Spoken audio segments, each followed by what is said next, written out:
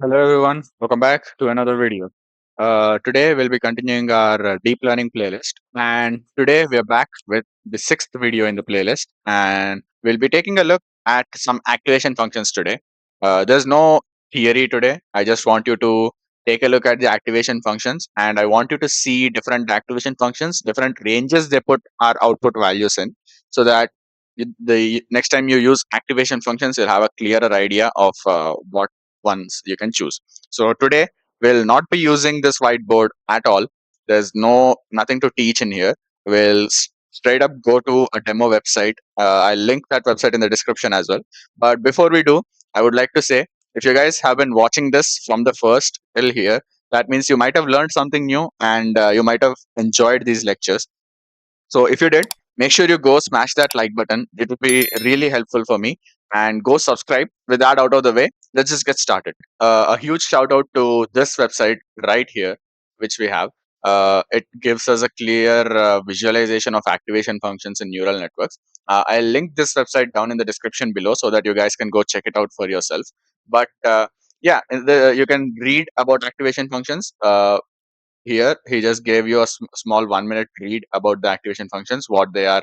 So it is helpful where non-linear activation functions will allow the network to replicate complex non-linear behaviors. We've seen all of this yesterday, but here this is the interactive place which we will focus on today mostly. So yeah, let's just get started. Let's just see what each function does. So the classic function a lot of people use is called the step function. All right. So step function will always map with the values between values will either be 0 or will be 1. So how does it make that decision? Any value which is less than 0, as you can see, it is being mapped as 0. Any value which is greater than 0 is mapping it as 1. Now f dash of x right here means that it's a derivative of that function.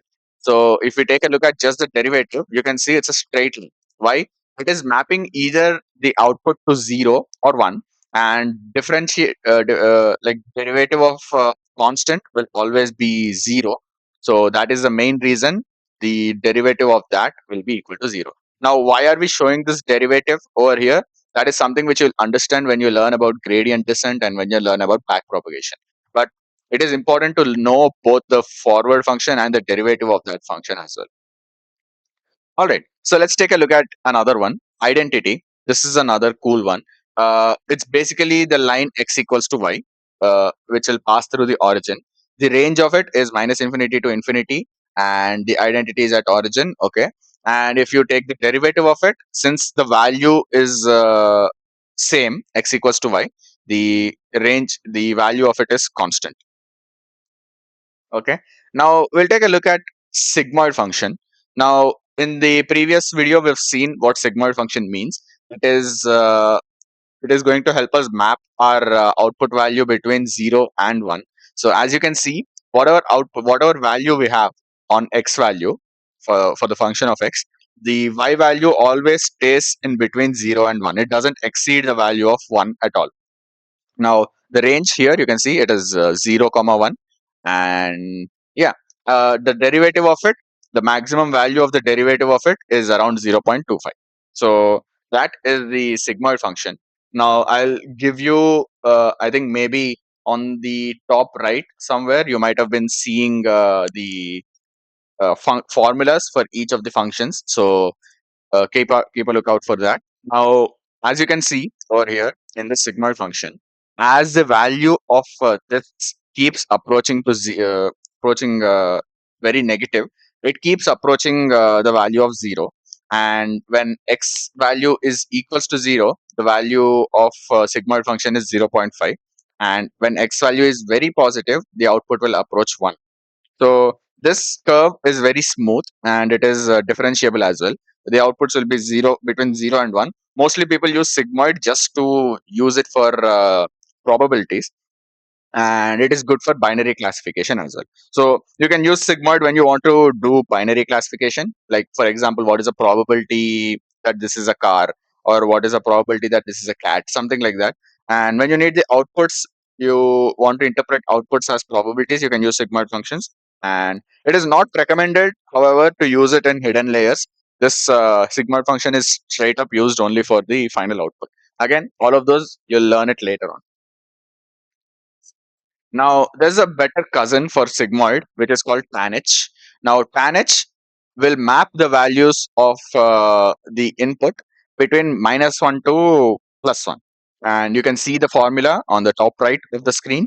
And this, the values will be between -1 to +1. It kind of looks like sigmoid curve. It's the same S-shaped curve, but it has steeper gradient than the sigmoid. And it has zero centered output so that it is better for training, and it is smooth differentiable just like sigmoid function. But it is still computationally expensive to do tanh instead of sigmoid. And yeah, so that is mostly everything about tanh. You can see the differentiation as well. The maximum value of differentiation f dash of x is 1. The next one I want to show you is ReLU. ReLU stands for Rectified Linear Unit. Now, ReLU is an interesting one because if the value of the input is negative, the output will be 0. But if the value of input is positive, the value will just pass through. It's x equals to y, or else it is this. So the derivative of it is also slightly interesting because it is a mixture of the step function and the x equals to y, which is the identity function.